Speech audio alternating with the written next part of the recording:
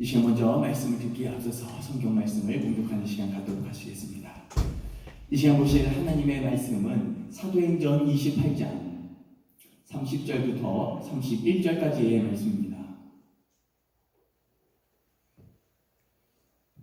사도행전 28장 30절부터 31절까지의 말씀입니다.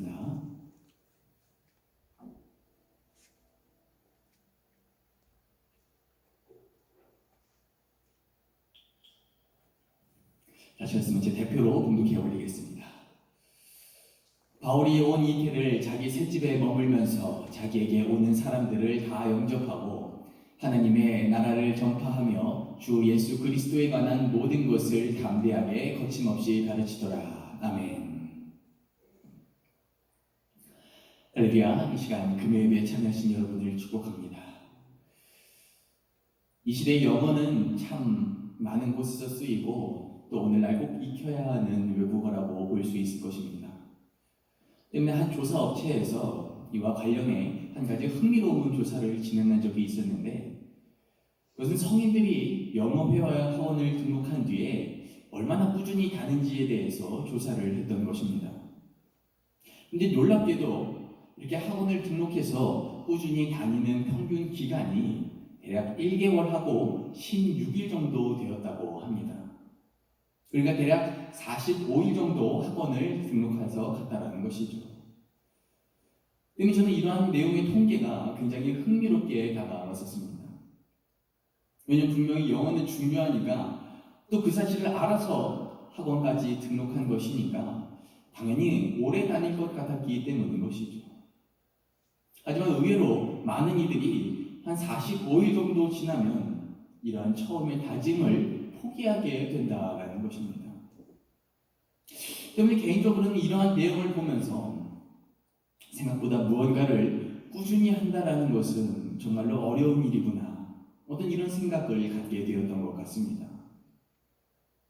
그리고 동시에 바로 그렇기 때문에 저는 오늘 본문 속 이 사도 바울의 모습이 더욱더 대단하고 또 한편으로는 놀랍게 다가왔습니다. 왜냐하면 오늘 본문에서 나온 것처럼 그는 무려 2년 동안이나 열심히 복음을 전했다고 기록하고 있기 때문인 것입니다.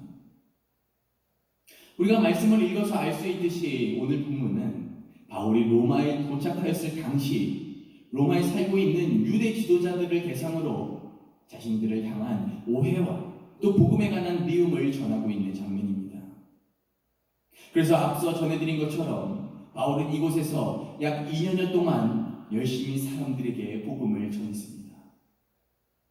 물론 당연히 복음을 열심히 전하는 것은 어찌 보면 사도로서 당연한 모습일 수도 있을 것입니다. 하지만 제가 이러한 모습을 놀랍게 여겼던 이유는 바로 바울이 이 로마에 오게 된 계기와 이유 때문이었습니다. 바로 그는 황제에게 재판을 받기 위해 온 상황이었던 것이죠. 즉 바꿔서 표현하면 지금 바울은 자기 자신의 미래와 앞길을 지키기에도 굉장히 바쁜 상황이었다라는 것입니다. 그런데 놀랍게도 그는 이러한 상황에서조차 주님의 복음을 위하여 최선을 다해 노력을 하고 있었다라는 것이죠. 하지만 바로 그렇기 때문에 한편으로 저는 이러한 모습을 보며 마음 가운데서 다음과 같은 의문을 품게 되었습니다. 바로 그렇다면 바울은 과연 이러한 노력을 통해 어떠한 열매를 맺고 있었을까라고 말이죠. 때문에 저는 이러한 마음 가운데서 다시금 말씀을 살펴보기 시작하였습니다. 그런데 그러던 중 특별히 저는 오늘 본문 이전인 28장 25절과 26절의 말씀이 제 눈에 들어오게 되었습니다. 바로 서로 맞이하여니하여 흩어질 때에 바울이 한 말로 이르되 성령이 선지자 이사야를 통하여 너희 조상들에게 말씀하신 것이 옳도다. 이르시되 이 백성에게 가서 말하기를 너희가 듣기는 들어도 도무지 깨닫지 못하며 보기는 보아도 도무지 알지 못하는도다. 아멘. 자, 우리가 방금 읽은 이 말씀은 바로 오늘 본문 속 당시 바울의 심정을 담고 있는 장면입니다. 근데 우리는 여기서 굉장히 뜻밖의 모습을 보게 되는데, 그것은 이 말씀에 따르면 지금 바울은 이사야의 예언을 빌어서 이들을 강력하게 비판하고 있는 것을 볼 수 있습니다. 어째서 말입니까? 바로 24절에 따르면 이를 다음과 같이 밝히고 있기 때문인 것입니다. 바로 그 말을 믿는 사람도 있고 믿지 아니하는 사람도 있어. 즉 한마디로 바울이 전하는 이 복음의 메시지에 큰 반응이 없었다라는 것입니다. 때문에 저는 개인적으로 이러한 상황이 굉장히 안타까웠습니다. 왜냐하면 분명히 바울은 자신이 굉장히 어려운 상황 가운데서도 최선을 다해서 복음을 전했었기 때문인 것입니다. 하지만 그렇게 최선을 다한 그 결과는 이러한 씁쓸함밖에 남지 않는 상황이었다라는 것입니다. 하지만 한편으로는 바로 그렇기 때문에 저는 더욱더 오늘 본문이 바로 우리의 삶 가운데서 더 큰 공감으로 다가왔었습니다. 왜냐하면 사실 우리들 또한 우리의 노력과 우리의 헌신 가운데서 이런 결과를 맞이할 때가 너무나 많이 있기 때문인 것이죠. 한번 생각해 보시길 바랍니다. 열심히 해도 아름다운 결과가 오지 않을 때 얼마나 많이 있었습니까? 그래서 마치 바울처럼 어떤 자신의 노력을 받고서도 떠나가는 그런 사람들을 바라보면서 마음 가운데 씁쓸함만이 남는 경우가 얼마나 많이 있었습니까? 하지만 그렇다면 우리는 바로 이러한 무거운 마음 가운데에서 그리스도인으로서 어떠한 삶의 모습을 가져야 하는 것인가요? 우리는 이 답을 바로 오늘 본문인 31절의 말씀을 통해서 다음과 같이 발견할 수 있습니다. 바로 하나님의 나라를 전파하여 주 예수 그리스도에 관한 모든 것을 담대하게 거침없이 가르치더라. 아멘. 자, 이러한 씁쓸한 마음을 품고 있던 바울이 그 다음 행한 것은 무엇이었습니까?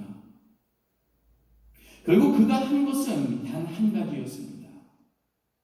바로 그럼에도 복음을 전하는 일이었던 것입니다.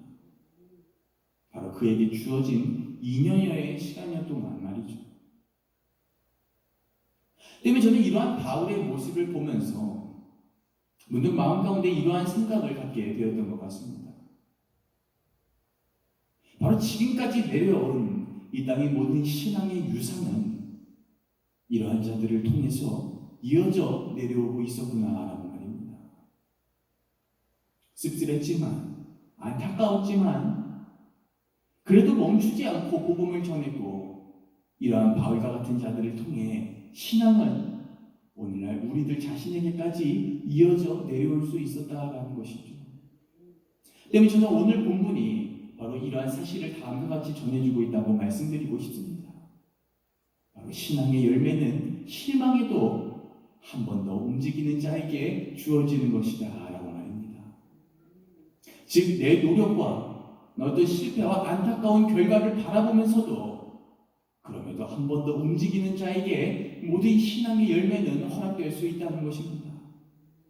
그리고 동시에 그렇기 때문에 우리는 우리 스스로 맞이하는 어떤 노력 뒤의 안타까운 모습 앞에서 우리 자신을 향해 다음과 같이 질문을 해야 하는 것이죠.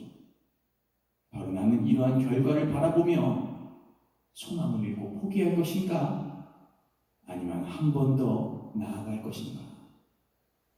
그리고 오늘 본문은 우리들에게 다음과 같은 메시지를 전해주고 있는 것입니다.